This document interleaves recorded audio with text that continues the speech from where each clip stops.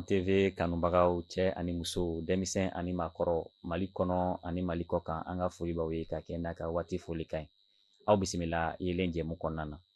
Ni sɛmɛ yɔrɔ ɲuman o bɛ sanfɛ yiri tigɛli nɔgɔya. Mɔgɔ faamuyalen fɛ baro o bɛ faamuya teliya kosɛbɛ. O de la an bɛ to ka ci bila maa faamuyalenw ma walasa an bɛ se ka kuma jamana taabolo kan ale ni baaradaw taabolo fo ka taa se dugu yɛrɛ kunkankow ma. Bi wulada in na an ka maa welelen ale tɛ dɔwɛrɛ ye ale ye Sɛki Umaru Sumano ni ale ye jeune patron ɲɛmaa ye.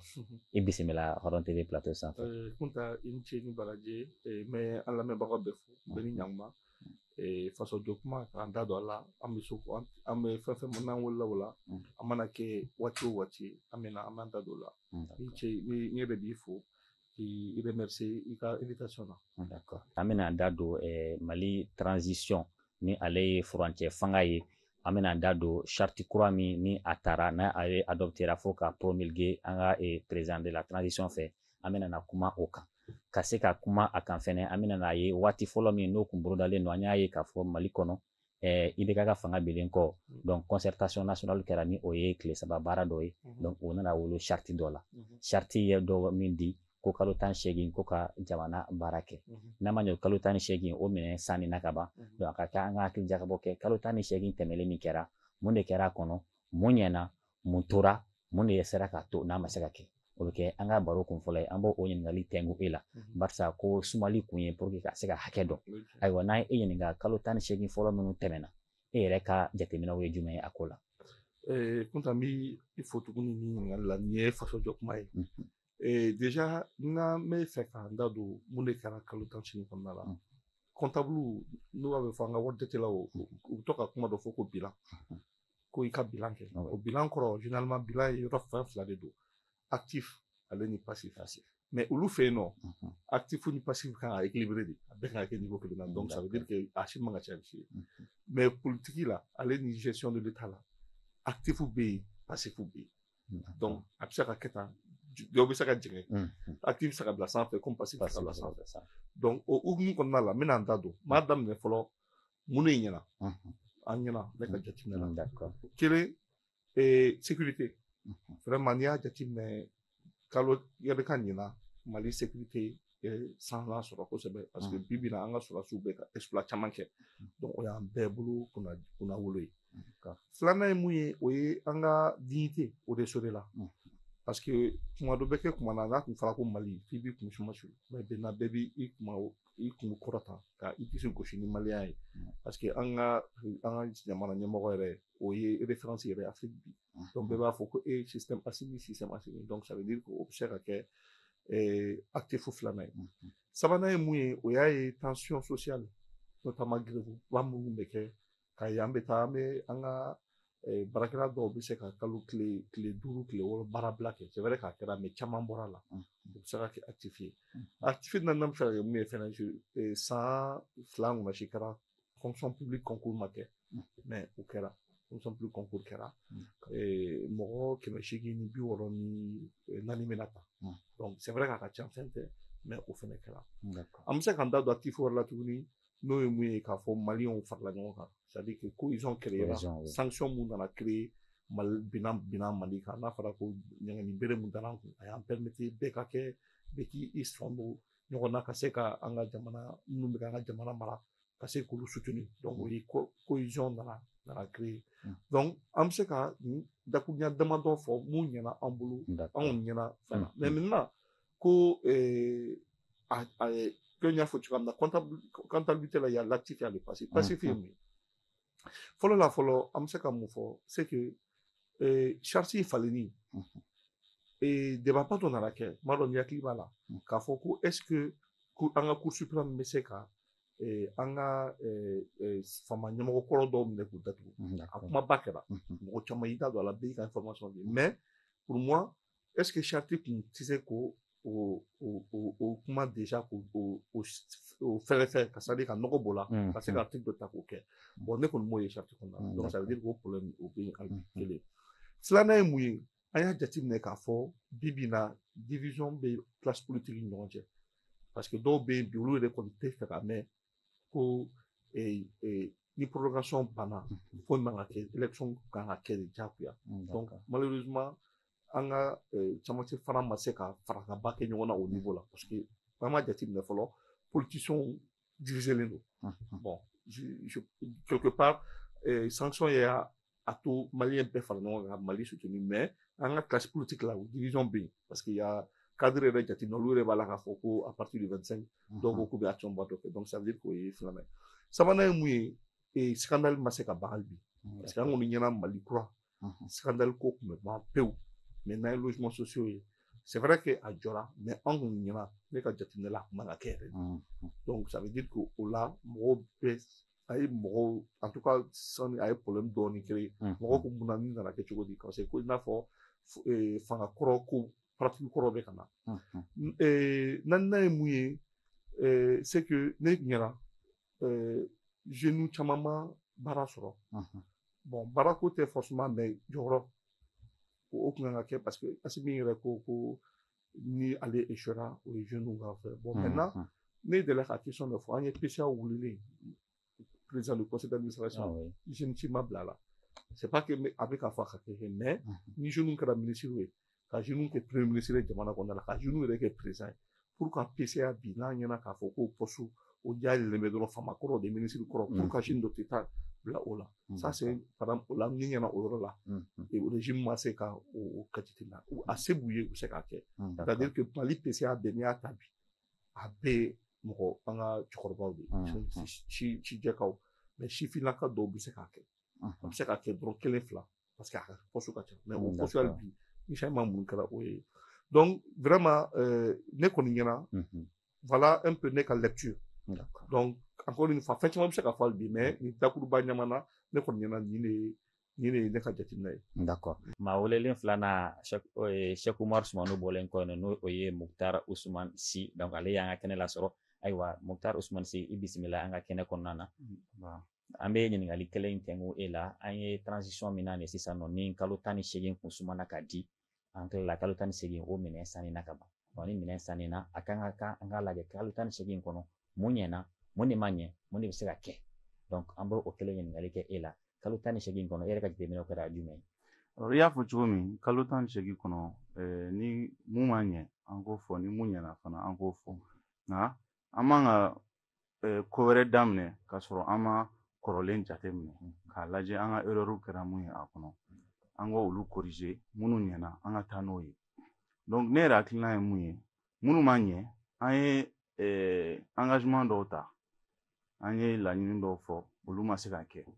donc an ma se ka olu engagement kɛ an ka o lajɛ pourquoi a ma se ka kɛ engagement ye mun ye k'an bɛ élection organiser ka bɛn février kalo tile 27 ma an ma se k'o kɛ mun na an ma se k'o kɛ parce que an taara an ye sigi ka fɔ minnu kɛ kuma bɔra olu kɔnɔna la an ma se ka kuma minnu lasabati donc o kuma ninnu an ka lajɛ zen na n'an bɛ engagement ta a ka kɛ engagement ye an b'a dɔn an bɛ se ka mun lawale k'a fɔ ko ka a capacité b'an na a ŋaniya b'an kɔnɔ wa a sewa fana b'an bolo an bɛ se k'a kɛ donc il faut que o ka kɛ étape fɔlɔ ye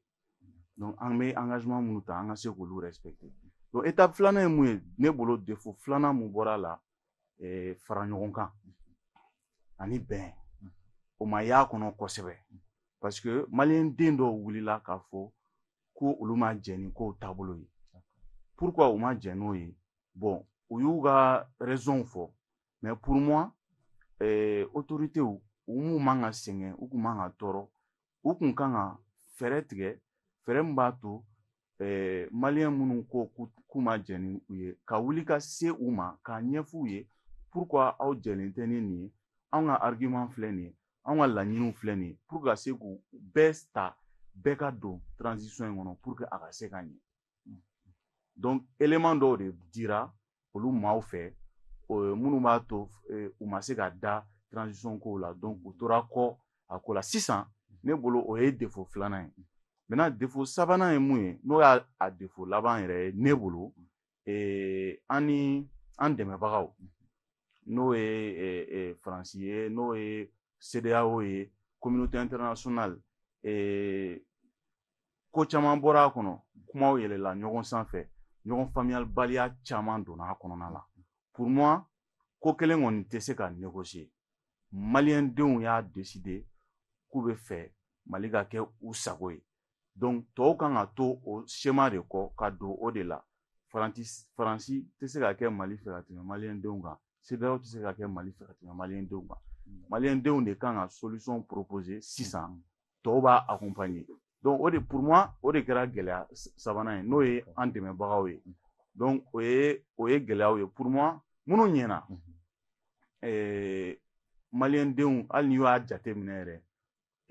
maliyɛnden caman sɔnn'a ma ko transition in kɔni tiɲɛ yɛrɛ la baara dɔ bɛ ka kɛ. Il faut k'o fana ka fɔ ni mun ɲɛna o bɛ fɔ baara dɔ bɛ ka kɛ wa an y'a ye lakanabaliya bɛ ka tunu dɔɔni dɔɔni yɔrɔ dɔw la. An ɲɛ b'a la bɛɛ y'a ye an ka militaires sera ka exploit minnu kɛ u sera ka sécurité nati yɔrɔ dɔw la an kun hakili t'a la ko sécurité bɛ se ka kɛ yen bi n'a ka di i bɛ se ka wuli ka taa yen ka sɔrɔ basi min sɔrɔ. Donc o baara ninnu olu de kan ka continuer sisan pour que ka maliyɛnw rassurer ka fɔ maliyɛnw ye ko vraiment an y'an ka coup d'état kɛ kun mun kama a kun ye nin ye a kun ye nin ye bon an bɛ ka baara minnu kɛ a baaraw filɛ nin ye. Donc filanan ye mun ye bi an ɲɛ b'a la maliyɛnw bɛ sɔn ka kuma ɲɔgɔn fɛ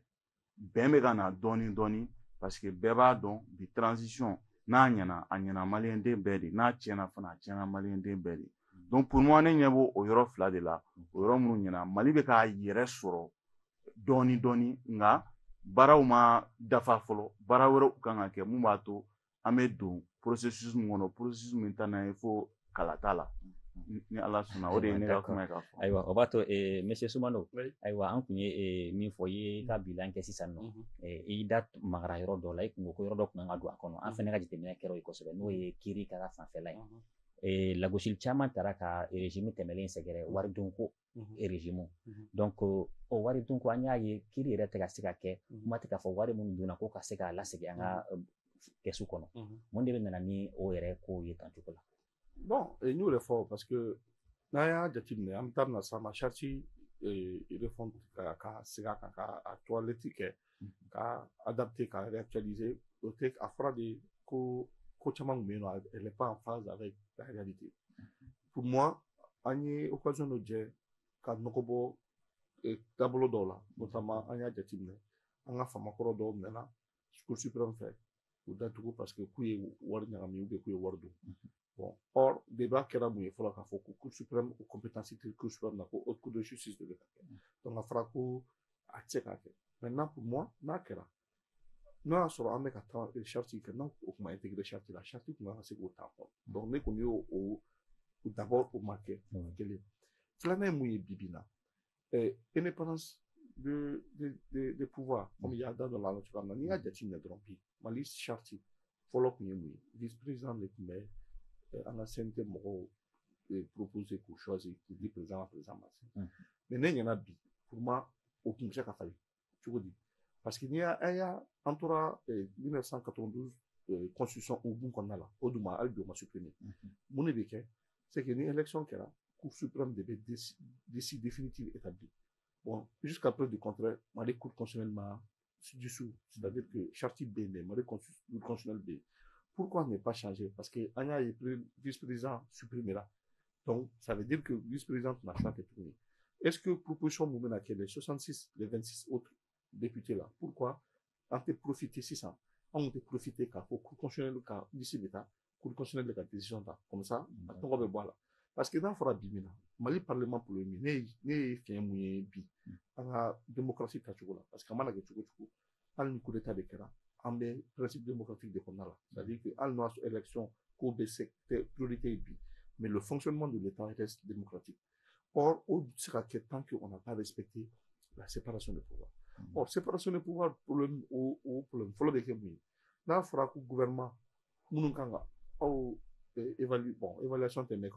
action contrôlée. Là, il est voulu choisir. Est-ce que Bibina, il y a une indépendance? Voilà. Donc, maintenant, en Gambili, k'a fɔ ko bibi na au principe qui semble être élémentaire mais au principe comme ça corriger dɔrɔn k'a to cour constitutionnelle ka se k'olu parce que kuma caman ne yɛrɛ jatera mɔgɔ de b'a fɔ ko CNT mɔgɔ caman bɛ yen bi u ka baara kɛlen bɛ défenseur de régime de alors qu'u kan ka to posture voilà donc non mais n'o de fɔ voilà donc maintenant charte la o y'o ye maintenant fɛn wɛrɛ bɛ charte la fɛn wɛrɛ tun bɛ ne bolo bi an tun bɛ se ka mun intégrer a kɔnɔna la c'est que i ye da donna mun na bi bi in na an y'a ye jateminɛ k'a fɔ mɔgɔ nɛni bɛ ka caya k'a fɔ généralement comment on appelle ça beaucoup de an ye débat caman ye an yɛrɛ ka juges ni ɲɔgɔn cɛ sama caman ne ɲɛna o cɛman ye vraiment o cɛman ye parce que n'a fɔra ko o bɛ kɛ an bɛ siran an minnu kan ka kiiri an bɛ siran quoi parce que finalement an b'a fɔ finalement an bɛ taa yɔrɔ jumɛn donc o la décision kan ka ta k'a fɔ ko juge bɛɛ k'i to a ka baara kɔnɔna la ka kuma kana kɛ parce que sama-samani man ɲi quoi ne kɔni ɲɛna vraiment o la o tun bɛ se ka régler charte kɔnɔna la ayiwa monsieur Si ayiwa kalo 18 kɔnɔna na an kɔni jateminɛ ye min an bɛna sɔn ni sigiyɔrɔ min kan o ye kiiri niveau ye n'a ma ɲɛ an ko kalo 18 fanga minnu kun tɛmɛna ko wari dunna caman bɛ k'a fɔ wari dunna mais an y'a ye k'a fɔ ko kiiri yɛrɛ tɛ ka se ka kɛ kuma tɛ wari kala segin an ka waganden kɔnɔna na ayiwa e yɛrɛ bolo mun de bɛ ka se ka kiiri don ba la n'a fɔ a bɛ sumaya tan cogo la i y'a fɔ cogo min kiiriko ka gɛlɛn kosɛbɛ parce que an ka kiiritigɛlaw bɛ situation mun kɔnɔ bi Sumano y'a fɔ olu yɛrɛ dama tɛ ka bɛn kan kelen tɛ ka fɔ donc ni olu ma se ka kan kelen fɔ kiiri dili bɛ gɛlɛya ka da mun kan ka da kan ko caman donnen don ɲɔgɔn kɔnɔ urgence ka ca bon affaires bɛ traiter nka suite tɛ enquête bɛ dayɛlɛ mais a datuguli ye baara ye parce que an bɛ transition de kɔnɔna la ne ka hakilina ye mun ye kiiriko la an bɛ kiiri mun nɔfɛ maliyɛn bɛ kiiri mun nɔfɛ bi a kiiri tigɛli ka gɛlɛn transition kɔnɔna la parce que transition ye waati mun man ka janya waati mun na maliyɛnw kan ka ɲɔgɔn sɔrɔ a ma fɔ ko ka fɛn dɔw to yen k'i ɲɛ tugu a kan dɛ mais kiiri ɲɛni a kun tiɲɛna ka se degré mun na pour que a ka dilan a ka ɲɛ a bɛ waati jan de ɲini waati jan ye mun ye fo réforme dɔw de ka kɛ yɛlɛma dɔw ka kɛ pour que kiiri dili ka teliya adamadenw ka droit ye mun ye o droit ka se ka bato u ka respecter parce que o de ka gɛlɛn il faut pas que kiiri ka kɛ minɛn mun bɛ politique mɔgɔw bolo ou bien transition mɔgɔw bolo n'a ka d'u ye cogo min u b'a kɛ ten ni mɔgɔ min man d'u ye u bɛ kiiri bila o la donc kiiri man ka kɛ o la kiiri kan ka jateminɛ de kan ka kɛ kiiriko la pour moi gɛlɛya min b'a kiiri dili la bi o y'o de ye parce que kiiri tɛ se ka wajibiya ka fɛn dɔw kɛ a ma dabɔ minnu kama transition ye waati kunkurunin de mun man ka janya donc o kɔnɔna la kiiri minnu bɛ se ka fɔ kiiri minnu bɛ se ka di u k'o di sonyani kojugu binkani lakanabaliya pour moi kiiri kan ka ɲɛsin o de ma joona bi ka se ka fɛɛrɛw tigɛ fɛɛrɛ min bɛ se k'a to maliyɛnden bɛɛ bɛ wasa a ka kiiri la a ka kiiri dili la. D'accord. Donc monsieur Sumano b'a to directement an bɛ don charte kura in yɛrɛ kɔnɔna na charte kura in n'an y'a jateminɛ k'a lajɛ yɔrɔ dɔw bɛ yen nɔ olu bɔra a la yɔrɔ kura dɔw donna a la mais min yɛrɛ kelen bɛ gɛlɛya ye waati yɛrɛ kɔnɔ o ye wagati yɛrɛ wagati ko kelen bɛ gɛlɛya ye kosɛbɛ a ye assise nationale de la refondation kɛra ale ko waati bɛ se ka taa fo san 5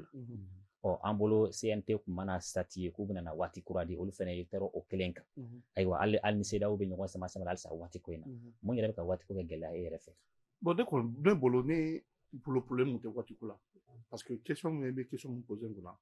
est-ce que waati ko n b'a dɔn a charte kɔnɔna la est-ce que c'est une condition de validité de la charte o question ne b'o question poser fɔlɔ mais je pense que n y'a question poser yɔrɔ caman on m'a dit que c'est pas une condition de validité mais n'o y'a sɔrɔ bi condition de validité kun don an kun bɛ se ka mun de kɛ charte fɔlɔ ye kalo 18 de fɔ bɛɛ b'a kalama ko les textes juridiques et de reconduction bien tacite, à la forme principe de reconduction tacite. Donc, si, à défaut de délai consensuel, avait reconduit pour la même période de tacitement, mais cette fois-ci en mettant article de Vexekake, qu'a fourni Bengara date mois ou délai mois ou délai bina 18 mois est remplacé. C'est-à-dire que 18 mois avec délai à défaut. C'est pas forcément dire que avec 18 mois. Maintenant, nous avons 16 mois de proposera ou validera tout le monde par tout le monde pour que Mali n'y ait pas ou alors 30 mois ou 24 mois, ça dépendra. Donc, on a un article qui a focus sur 18 mois indicatif et sera systématiquement aligné sur le délai convenu avec les partenaires. Donc, pour moi, aucun problème. Maintenant, je suis parce que sera là de la fois de coup délai que chapitre là au délai de que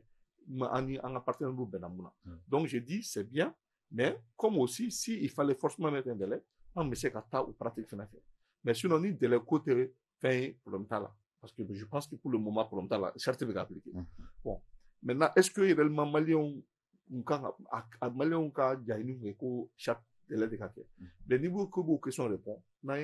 à la charte qui est votée comme on a vu, qui a été votée par l'unité de 121. Donc, ça veut dire que pour moi, c'est le côté pour le mieux. Donc, une solution montante. Normalement, c'est une solution qui convient si on reste derrière le principe de fonctionnement de l'État. D'accord. Voilà. Mais il y a des monsieur Si, avec le côté pour le mieux, mais en cas embargo me manque avec des lignes de neuf. Alors que les réformes d'un chambre en bolo kake. Tant qu'il y a un embargo in béno. Est-ce que les réformes ne sont pas adaptées? Mais ce qu'on essaie de débloquer tout avec Géléa, délai pour moi problème d'eau parce que tant que en personne la transition à la kekanye avec Malijo, mais fanga ben kokelenega transition est wati kan farafasi à moka don avec wati mona. Charti révisé là pour moi charti pour kan se ga délai Malion ben a délai muka et assise nationale kera a fora depuis ne a jate mine ngo problème do be délai ko ina depuis a fora ko Malion ko assise la ko ka ta kalo woro la ka se sanduru ma mais pour moi ni Malion ko sanduru le u ka sanduru fo angata ane ba don anga degun ye munye ni wati ne ba to amese ka anga degun wuli ka bon anka donc ameta no wati ye ni CEDEAO mɔgɔw ma sɔn an b'a lajɛ an bɛ sigi ka fɔ kɛ ka kuma mais il faut que délai dɔ de ka fɔ pour que an k'an ta fan dɔn pour moi délai dibaliya in o filɛ nin ka kɛ assise fiɲɛ dɔ charte révision fiɲɛ dɔ i y'a faamu réforme tɛ se ka kɛ ka ɲɛ tant an ma délai dɔn parce que pour que i ka réforme boloda i kan ka boloda ni waati ko de fo waatiw ka dɔn a bɛ kɛ ka bɛn waati minnu ma transition n'i y'a jateminɛ transition ma dabɔ ka réforme sugu dɔw kɛ parce que transition bɛ na de ka jamana stabiliser ka fanga di mɔgɔ min ma maliyɛnw votera mɔgɔ min bɛ se ka réforme bɛɛ continuer nka réforme tɛ se ka daminɛ ka ban transition kɔnɔ o tɛ se ka kɛ nka fa délai de ka d'a ma transition délai ye mun ye pour que mɔgɔw k'a dɔn an bɛ se ka an ka ko kɛtaw jateminɛ cogo min mun b'a to an bɛ bɔ nin problème na. E yɛrɛ bolo sisan nɔ an bɛ se ka délai joli de ta walasa baaraw bɛ se ka kɛ. Pour moi ne hakilina ye mun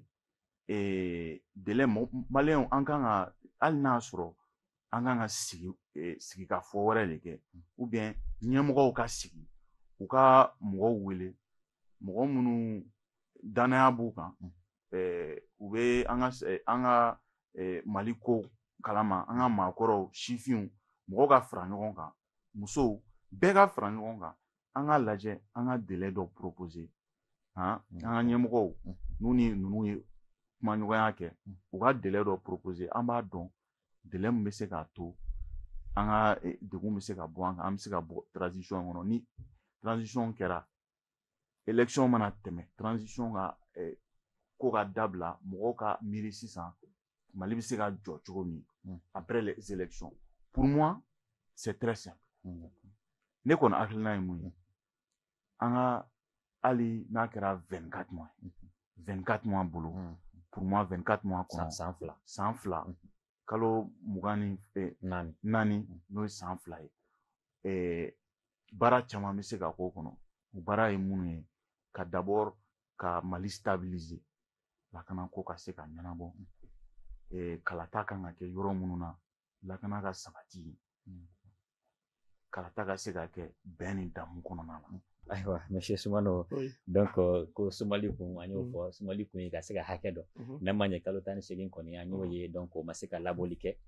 waati kura min bɛna nalen donc minnu kan ka se ka boloda olu kɔnɔ ale ni an ye charte kura min ta ni e yɛrɛ bolo jumɛnw ma ɲɛ a kɔnɔ e ka analyse ye jumɛn ye charte kura in sanfɛ.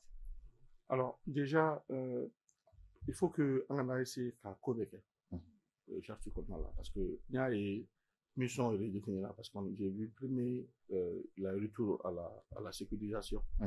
Bon, en fait ne bɛ fɛ ka dɔn o ye kɔrɔ parce que n'i ko bɛ sécurité zéro ɲini hali san 30 an tɛ se k'o sɔrɔ. Insécurité zéro, ouais. Sécurité o tɛ se ka kɛ. Mais au b'a kɔnɔna la mais c'est pas grave peut-être que an bɛ ka exploit minnu kɛ ça va permettre ka se ka élection kɛ. Maintenant mun ma ɲɛ n ye mun fɔ hali bi mɔgɔw ma faamuyali mun kɛ pourquoi an taara 147 députés la. Parce que ani pourquoi 25 ministres au bɔra yen. Bon fɔlɔ la a fɔra de ko train de vie de l'état ko bɛ jigin donc o de y'a kɛ 25 sinon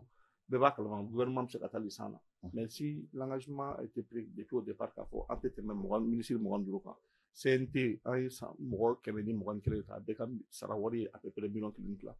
donc a bɛ mɔgɔw siran dɔɔni mɔgɔw yɛrɛ ko pourquoi o kɛra parce que an bɛ gɛlɛya kɔnɔna la an bɛ crise de kɔnɔna la mais au même moment n b'a fɔ fɛnɛ n'i ye Mali recette fiscale la 2020 ani 2021 2020 la objectif atteint impôt mɔgɔw fɛ jusqu'à hauteur de 2 milliards c'est-à-dire an dépassera objectif initial kan de 2 milliards 2021 an tɛmɛna kan ni 3 milliards ye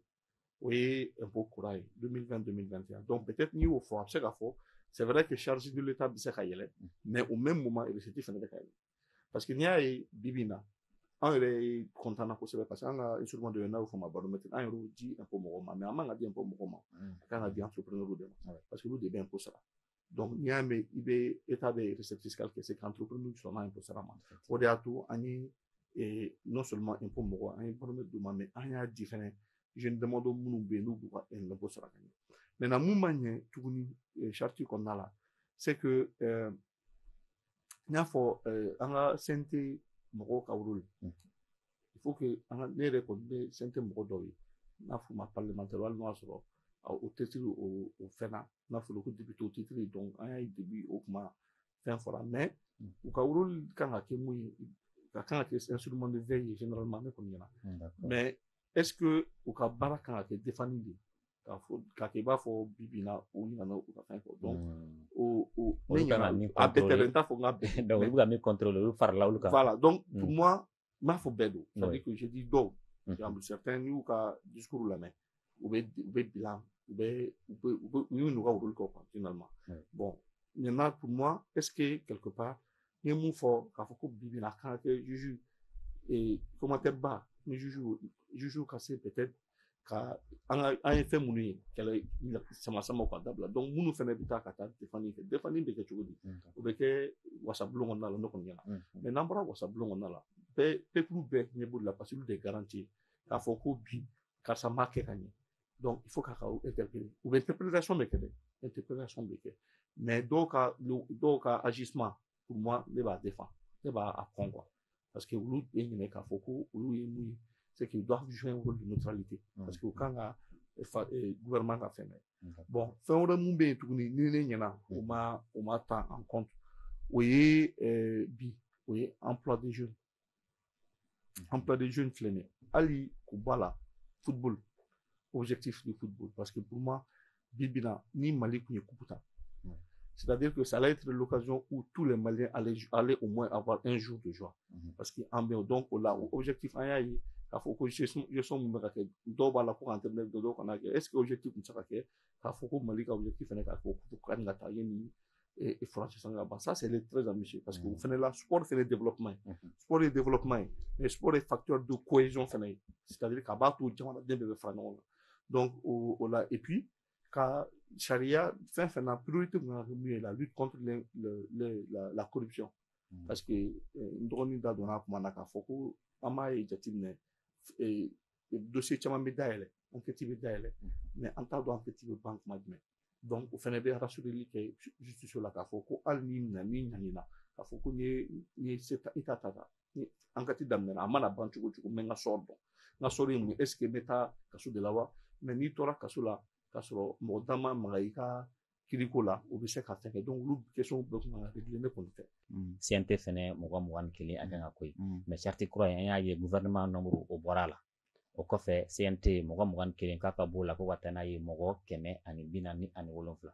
alors que an ye lagosi min ta ka régime tɛmɛnen fɛnɛ sɛgɛrɛ nin dɔ lajɛlen b'o o la o barisa o kɛlen bɛ ka jamana kɛ gâteau ye donc o bɛ ka tila u ni ɲɔgɔn cɛ parce que an ye gouvernement de large ouverture ye an ye kɛra gouvernement d'union nationale bon olu si ma mago ɲɛ o kɛra sababu ye min y'an se nin yɔrɔ in na bon ni charte fɛnɛ kura kɛla o fɛnɛ kila ka y'a kɔnɔ est ce que mun de nana ni nin besoin jumɛn de bɛ yen ko y'a to u sera ka nin fɛn ta.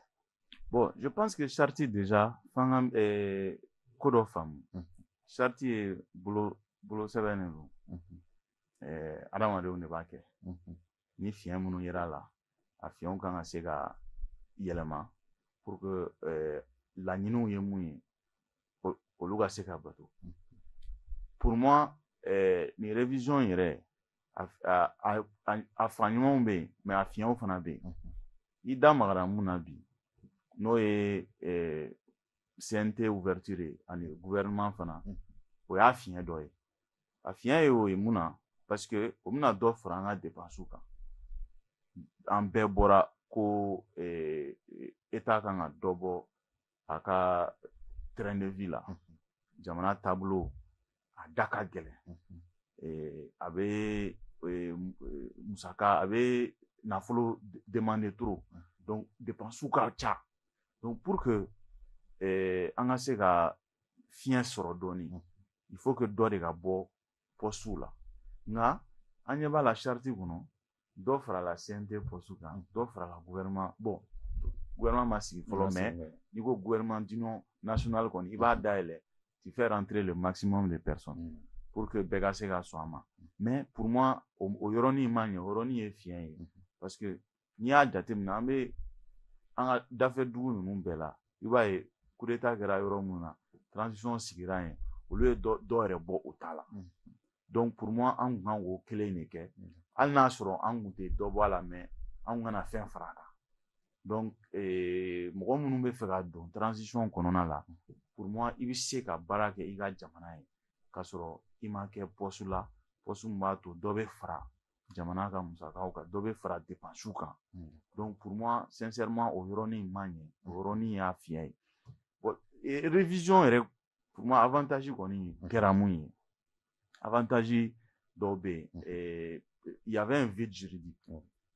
yɔrɔ dɔ bɛ yen sariya kun t'o ta en compte o yɔrɔw réglera i y'a faamu o besoin juridique ninnu réglera par exemple n'o ye vice président ka situation ye o yɔrɔ o ko ɲɛnabɔra o fana b'a to ministre de la sécurité ani ministre de la défense olu b'u ka baara fanba dɔn u kan ka mun kɛ a fan kelen sirilen tɛ mɔgɔ wɛrɛ la donc o yɔrɔnin kɔni o yɔrɔnin ɲɛna k'a fɔ il faut k'o fana ka fɔ o yɔrɔnin ɲɛna bon je pense que dans l'ensemble maliyɛnw kɔni jɛra ni charte in révision ye parce que a b'a to ko bɛ yɛlɛma ni bolo sɛbɛn kɛra ko fiɲɛ dɔw yera a la mun b'a to a tɛ se ka waleya donc an bɛ se ka segin kɔ o ye acte juridique bɛɛ o hali ni contrat lajɛ i mana fɛn fɛn lajɛ texte fɛn fɛn lajɛ ni fiɲɛw yera a la donc an bɛ se ka segin kɔ k'a lajɛ k'a rattraper cogo min pour que baara ka se ka taa ɲɛ. D'accord, monsieur Se, o b'a to an bɛna jamana maintenant priorité la donc ni charte kura taara ka ban donc b'a yira baara kura de bɛna boloda donc pour que baara kura in ka ɲɛ an bolo f'an k'a lajɛ baara kɔrɔlen in na mun de sera k'a to kalo 18 ma se ka respecter donc pour que ze in na temps min bɛna di i n'a fɔ yɛrɛ fɔ cogo min na an ka se ka an ka baaraw respecter donc e yɛrɛ bolo priorité kan ka kɛ jumɛn ye sisan an bɛna na waati kura min ta nin walasa an bɛ se ka fɔ alhamdulilayi. Pour moi priorité fɔlɔ ye mun ye an ka sɔn a ma k'a ma ɲɛ k'an filila pour moi o kan ka kɛ k'a fɔ ko an nana an ye coup d'état kɛ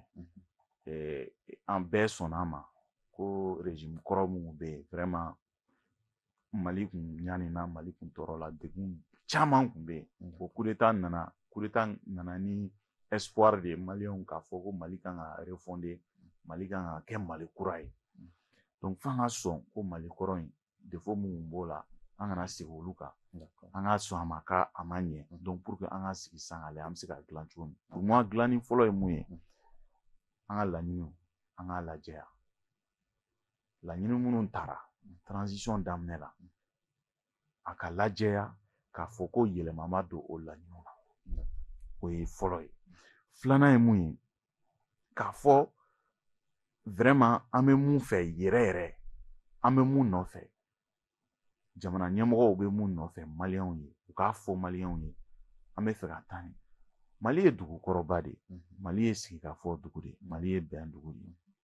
problème fɛn fɛn bɛ mali kɔnɔ bi ni san 10 ni san 15 la o tun tɛ mali la fɔlɔ mali la bɛɛ tun bɛ bɛn maliyɛnw kun b'u ka ɲɛmɔgɔw fɛ fɛn caman kun bɛ yen donc tigɛdan dɔ nana mali kɔnɔ ɲɔgɔn faamuyalibaliya farafarali o de nana an bila nin situation na parce que bɛɛ bɛ fɛ i ka ye ɲɛfɛ bɛɛ bɛ fɛn dɔ nɔfɛ mais mɔgɔ si tɛ fɛ a ka ɲɛ an bɛɛ bolo bɛɛ bɛ fɛ a ka ɲɛ a yɛrɛ dɔrɔn de bolo donc il faut que laɲiniw ka lajɛya bɛɛ k'a faamu mali bɛ nin de nɔfɛ bi pour que o ka sɔrɔ fo maliyɛnw bɛɛ de ka don da kelen fɛ an ka bɔ da kelen fɛ donc o kɔfɛ n'an ye o engagement ta an ka se k'u bato parce que o problème de bɛ k'an se nin bɛɛ ma hali n'i y'a ye ala ka hinɛ la Ibrahim Boubacar Keita a ka régime binna c'est parce que engagement taara a ma bɔ a sira fɛ donc f'an k'o de faamu adamaden kuma tɛ jamana ma ni jamana n'i ye engagement ta k'a da i ka jamanadenw ye mun f'i ye n'i ye engagement ta o kan foyi man k'a to k'i t'o lawaleya donc n'an y'olu lawaleya an ka se ka baara kɛ n'o ye sisan o baara yɛrɛ bɛ kɛ ni cogo min ka lawaleya ka engagement ta an ka réalitéw an ka tiɲɛ ye mun ye jamana ye tiɲɛ ye mun ye an b'a dɔn ko sécurité tɛ yen an b'a dɔn ko kɛnɛya ye problème ye an b'a dɔn ko kalanko ye problème ye i y'a faamu an b'a dɔn ko bɛn ka gɛlɛn an ni ɲɔgɔn cɛ jamana fan dɔw la parce que an ni an frères dɔw an n'an kɔrɔkɛ dɔw n'an dɔgɔnin dɔw tɛ ka ɲɔgɔn faamu donc f'an ka sɔn o bɛɛ de ma an k'an ka plan préparer ka na ni jaabi ye jaabi minnu bɛ se ka o problème ninnu régler donc n'an bɛnn'o kan an k'an ka engagement ta en fonction de nos réalités an kana engagement ta parce que tubabuw y'a fɔ an ye parce que CEDEAO y'a fɔ an ye an ka engagement ta parce que an yɛrɛ dama an kumana an bɛnna ko dɔ la an k'o lawaleya a ka ca ala fɛ o bɛ ɲɛ parce que bɛɛ da donna la donc n'an y'o kɛ sisan an bɛ baara mun kɛ réponse minnu kan ka di o la o y'an yɛrɛ ka réponse de mɔgɔ min bɛ Kidali o de b'a dɔn Kidali dilanni a fɛɛrɛ bɛ se ka tigɛ cogo min mun sigilen bɛ Sikaso o fana de bɛ Sikaso ta dɔn mun sigilen bɛ Kayi o de bɛ Kayi ta dɔn donc bɛɛ ka kuma i ka yɔrɔ kan ka fɛɛrɛw fɔ i yɛrɛ hakili la fɛɛrɛ minnu bɛ se k'a to i ka dugu bɛ se ka ɲɛ cogo min k'a sɔrɔ a ma jamanadenw ta sɔsɔ fo ka clarifier bɛɛ ka i ka solution proposer k'a sɔrɔ jamana ka solution ma sɔsɔ jamana ka sariya bɛ bɛn ani jamana ka sariya ka bɛn an bɛɛ ka don da kelen fɛ an bɛɛ ka bɔ da kelen fɛ pour moi solution mali fɛɛrɛw de bɛ se k'a to mali bɛ bɔ nɔgɔ la jamana wɛrɛw fɛɛrɛ tɛna mali bɔ nɔgɔ la pour que waati kana an ta an tɛgɛ ma bilen i n'a fɔ a kɛra cogo min na an kan ka baara daminɛ ni jumɛn ye juste pour moi déjà ne kun ye fɛn dɔ fɔ a ma mɔgɔw m'a faamu ne ko premièrement il faut que organe dɔ ka bila en place ka se ka kɛ organe consultatif dɔ o ka ɲi gouvernement yɛrɛ ma o ka ɲi gasi min k'o bila mɔgɔ c'est à dire i tɛ fanga la c'est un organe volontaire et volontariste pour ceux qui veulent donner leur point de vue o kan ka bila k'o rattacher soit primature la ou k'o rattacher donc bɛɛ bɛ se k'i hakilina ta bila ka taa yen u bɛ se ka conseiller dɔw bien en tout cas premier ministre ka conseil ou ministre ka conseil dɔ bɛ se k'o kɛ parce que i b'a dɔn ko bi bi in na mɔgɔ caman tɛ se ka kuma mais hakili ɲuman b'u la pour que o tɛ kuma mɔgɔ t'a dɔn parce que mɔgɔ ɲɛna bi n'i kumana dɔrɔn i ye politique daminɛ dɔw b'a fɔ vraiment ne tɛ fɛ ka n da don a ka politique kuma alors qu'il bɛ se ka kuma k'a sɔrɔ i ma politique kɛ i bɛ se ka proposition kɛ mais dɔw yɛrɛ bɛ siran proposition ye donc dɔw a man di dɔw ye kana média la ka kuma ka proposition kɛ mais dɔw bɛ se ka proposition écrite kɛ mais a bɛ taa adressé jɔn na parce que n'i y'a kɛ ten nɔ sans que tu sois connu peut-être est-ce que i ka dossier bɛ traité donc pour moi o organe kan ka bila en place parce que an kana kɛ forcément k'an b'a inspiré mɔgɔw ta kan an yɛrɛ ka an ka gestion de l'état an k'a créer ça c'est une première des choses deuxième des choses kuma fɔra mun na k'a fɔ ko mɔgɔw choisi cogo bi bi in na n'i y'a jateminɛ bi ni an y'a dɔw bɛ ka contesteli kɛ a karisa ninnu na an y'a ye gouvernement bilalen tuma min na mɔgɔw ko karisa kɛra minisiri min na ma kɛ minisiri min na ne tun ye proposition dɔ fana kɛ tuguni depuis tuma min na an bɛ assise fɛn fɔlɔ kɛ conférence fɔlɔ kɛ k'a fɔ bi ko mali kura ko de bɛ sen na il faut que tous les cadres an bɛ se ka ceux à qui on peut tirer des choses a bɛɛ tɔgɔ k'a fɔ k'a bila kuluba kelen kɔnɔ n'a bɛ fɔ o ma ko base de données o base de données maliyɛn bɛɛ kɛ o la ye k'a fɔ ko en tout cas les ministères stratégiques ale ni direction stratégique la a ka ta olu kɔnɔna la n'a y'a sɔrɔ mɔgɔ 600 de b'o base de données kɔnɔna la donc i b'a sɔrɔ a bɛ se k'a fɔ département dɔ bɛ yen technicité de bɛ taa yen donc olu mɔgɔw forcément f'a ka taa o mɔgɔ 600 ou mɔgɔ 400 na et puis o base de données bɛ actualiser dɔ bɛ fara kan dɔ bɛ bɔ a la ni minnu bilala ka taa olu m'a kɛ ka ɲɔgɔn kɛ parce que bi bi in na an bɛ ka mali jɔsen kura de kɛ mali jɔsen kura gouvernement c'est vrai o bɛ baara la mais peut-être que fɛn dɔw anw bɛ fɛn dɔw ye olu t'o ye il faut que an k'u dɛmɛ k'o fɔ troisième des choses ne bɛ mun fɔ hali bi n dɔgɔnin y'a fɔ il faut que an ka ɲɛmɔgɔw ka jɛ n'a ye ka kuma ɲɔgɔnya kɛ parce que dɔw ɲɛna k'a bɛ fɔ k'olu dɔw ɲɛna bi ko n'u kumana ka critique kɛ k'a bɛna fɔ k'u ye fasoden jugu ye ou bien k'u bɛ transition ka fɛn na o tɛ il faut que an ka ɲɛmɔgɔw u ka taa toujours ka main tendue kɛ parce que bi bi in na o fɛnɛ ça c'est un des enjeux n'an m'o réussi dɔrɔn n y'a jateminɛ bi bi in na k'a fɔ mali yɛrɛ tile b'a fɔ mɔgɔw b'u sigi ka taa dugukɔrɔ la k'olu kɛra président ye bon yɔrɔ kɔni finalement c'est compliqué donc vraiment an ka miiriw la k'a fɔ ko bi an ka dignité ressort la cogoya min na an k'a to a kana k'i b'a fɔ catiri bɔ quoi mɔgɔ t'i sigi an ka mali yɛrɛ la les gens tout le monde se permet d'être président donc vraiment moi je pense que o ye défi dɔ ye an bɛɛ de interpellé don transition ɲɛmɔgɔw interpellé don cogoya min na anw yɛrɛ mun ye fasodenw ye anw fɛnɛ interpellé don chacun à son niveau bɛɛ b'i ka ko jɔyɔrɔ misiri kɔnɔ a bɛɛ jɔyɔrɔ bɛ misiri kɔnɔ. O b'a to monsieur Si an b'o ɲininkali kelen kɛ la n'a ma ɲɛ an ye sumaworo kɛ ka ban an ye défaut fɔ donc maintenant ko fɔlɔ mɔgɔ b'a fɔ ten ko ye ala nɔ ye mais filanan o ye yɛrɛ nɔ ye dɛ waati tɔ min bɛna d'a ma sisan an kan ka daminɛ yɔrɔ jumɛn na parce que an y'a fɔ ko charte constitution kan ka falen réforme baden bɛ olu kan ka kɛ mais an tɛ se k'a da kɛ ɲɔgɔn fɛ an kan ka daminɛ yɔrɔ jumɛn. n y'a fɔ cogo min yan'an ka daminɛ il faut que an ka laɲiniw de sabati k'a fɔ ko an bɛ laɲini minnu kɔ an k'o fɔ mɔgɔw ye bɛɛ k'a faamu maliyɛn bɛɛ ka sɔn a ma an bɛɛ ka don pour moi transition ye waati ko de n bɛ segin k'a fɔ waati ko de don transition bɛ se ka na ni mun ye jamana kɔnɔ o ye stabilité n'o ye basigi ye basigi de bɛ n'a to kalata bɛ se ka kɛ kalata kɔfɛ réforme janw bɛ se ka kɛ parce que réforme tɛ se ka daminɛ ka tila ka ban i t'a effet ye transition kɔnɔ o tɛ se ka kɛ donc f'an k'an ta yɔrɔ dɔn an b'a dɔn an b'an sen da yɔrɔ min sisan donc ni o laɲini ninnu dɔnna an ka dɔn an bɛ mun fɛ an ka baaraw kɛ n'an yɛrɛ ka taabolo ye an kana sɔn mɔgɔ wɛrɛ ka taabolo ma an ka taabolo ye mun ye maliyɛnw bɛnna mun na mun bɛ bɛn mali ma tɔw minnu b'an dɛmɛ an dɛmɛbagaw u kana fara a kan k'an ka baara kɛ ɲɔgɔn fɛ u kana an dɛmɛ mais a ka kɛ dɛmɛ mun ye dɛmɛ mun bɛ kɛ bɛn kɔnɔna la ani bonya kɔnɔ u ka mali bonya parce que maliyɛnw b'o dɔrɔn de nɔfɛ maliyɛnw ko bi dɔrɔn de an bɛ fɛ mali ka bonya donc an kan ka daminɛ ni mun ye ne yɛrɛ kɔni hakilina ni ne ɲininkara bi ne b'a fɔ dɔ ka fara baara kan mun ye lakana ye lakana ka sabati lakana ka sabati ɲɛmɔgɔw ka bɔ u ka bureau kɔnɔ u ka taa se maliyɛnw ma u ka kuma ɲɔgɔnya kɛ ni maliyɛnw ye u ka maliyɛnw ka laɲiniw u k'a faamu parce que assise kɛra c'est vrai mais assise maliyɛn bɛɛ ma taa assise la mɔgɔ minnu taara bon bɛɛ i t'a fɔ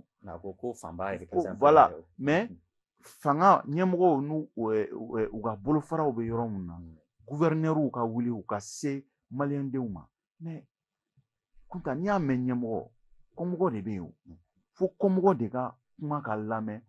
ɲɛmɔgɔ ka baara kɛ ni o ye donc an ka o ta donc lakanabaliya lakana ka se ka sabati bɛn o ka se ka kɛ wa ko kelen mun bɛ yen n'u ka gɛlɛn ne yɛrɛ ma bi an ka se ka an dɛmɛbagaw lasigi k'a f'u ye an kun ye sɛbɛn minnu kɛ an ka segin a kan an ka segin an kɔ maliyɛnw ka intérêt ye mun ye o ka y'a kɔnɔ ka tɛmɛ olu yɛrɛ ka intérêt kan parce que n'i y'a mɛn i bɛna mɔgɔ dɛmɛ i tɛ se ka na mɔgɔ dɛmɛ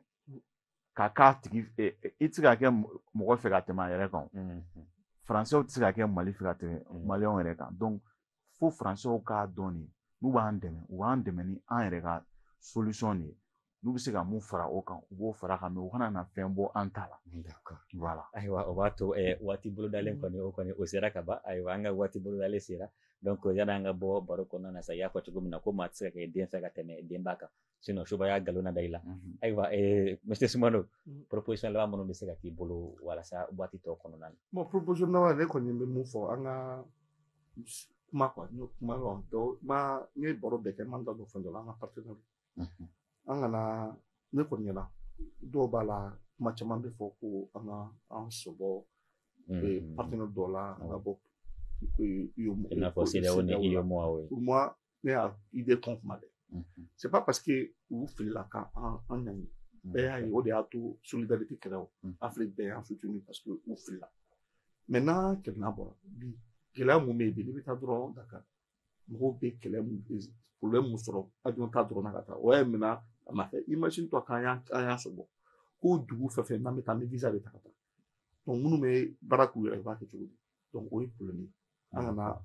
c'est à dire que il est expérience dɔw bɛ yen an ka sabali k'o fɔ parce que o man ɲi Mali ye an yɛrɛ ma donc ne kɔni ɲɛna an ka segin ɲɔgɔn kɛ Mali bi an wulila c'est à dire an kun binna an bɛ ka wuli an b'a segin ka se filanan min na an b'o fana sɔrɔ o tɛ se ka kɛ fɔlɔ f'an ka segin ɲɔgɔn kɛ bi na CEDEAO y'an sanctionné mais bi CEDEAO kelen de tɛ ka na ni proposition ye o CEDEAO kelen de tɛ ka an ka mɔgɔw ɲininka donc ça veut dire que bi an bɛɛ mago bɛ ɲɔgɔn na donc o ye mun ye m'o fɔ hali bi an ka bila an kunna an jugu yɛrɛ ye mun ye fɔlɔ c'est parce que an ka bila an kunna jugu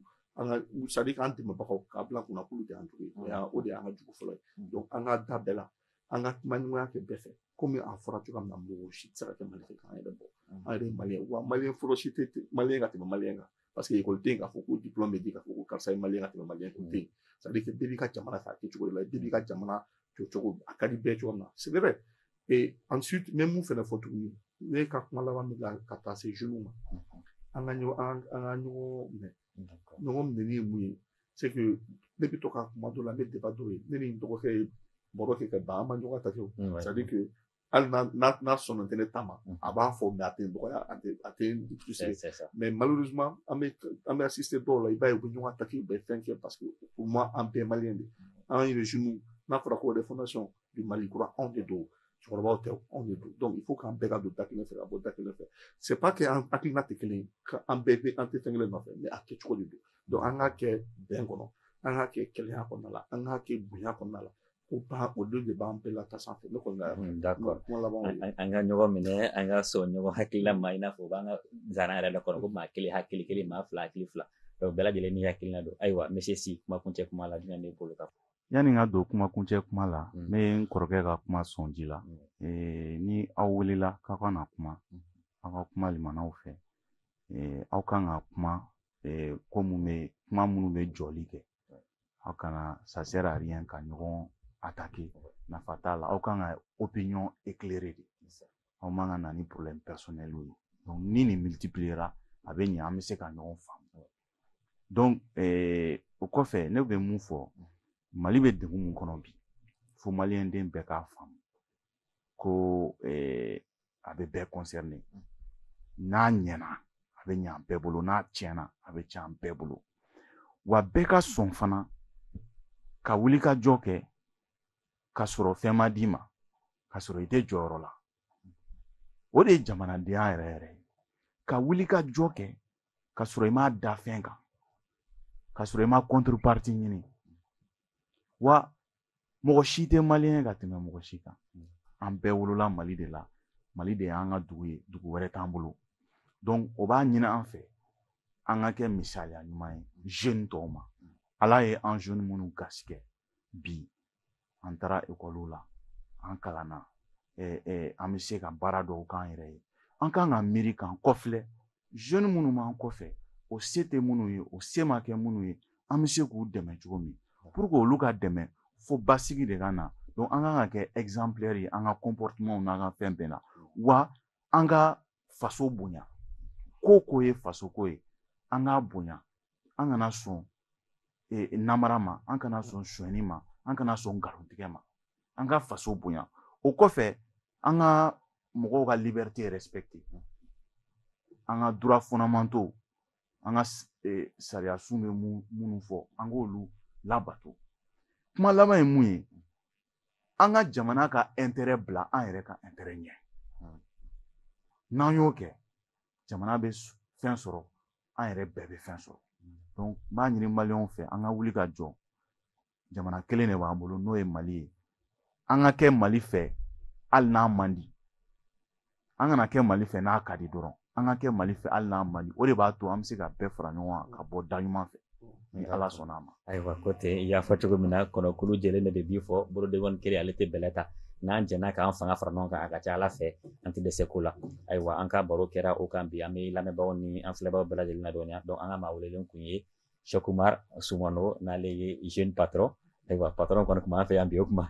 mɔgɔ filanan ale ye Moctar Ousmane Sy génération engagée ayiwa ko an ka jɛ an k'an bolo di ɲɔgɔn ma walasa waati tɔ ye min ye boloda baara minnu bolodalen don k'a kɛ a ka se ka kɛ sen na n'a ma ɲɛ waati kun fɔlɔ ni o dira an ma n'a ma se ka kɛ o kɔnɔ an hakili jagabɔr'o kan mun de y'a to a ma se ka kɛ cette fois-ci mun de kan ka se ka kɛ walasa baara minnu fɔra olu ka se ka sabati o de kɛra an ka hakili jagabɔ ye an bɛ dugawu kɛ Ala ka Mali yɛrɛ lakana Ala k'an bɛn kelen ma i n'a fɔ a y'a fɔ cogo min na surtout jeune kunda parce que a bɛ fɔ ko jamana bɛ jeunes de bolo jeunes bɛ jamana bi jeunes bɛ jamana sini ni an m'an bolo ɲɔgɔn ma ka ca Ala fɛ jamana tɛ bɔ nɔgɔ la dɛ ayiwa équipe technique la Malik Jankuba kun bɛ yen nɔ fo ka taa se Fatumata Jakite ale ni Malik Konate yɛrɛ an b'a laban ka dugawu kɛ Mali ye Ala ka Mali lakana Ala ka bɛn ni kelenya sabati Mali kɔnɔ wassalam.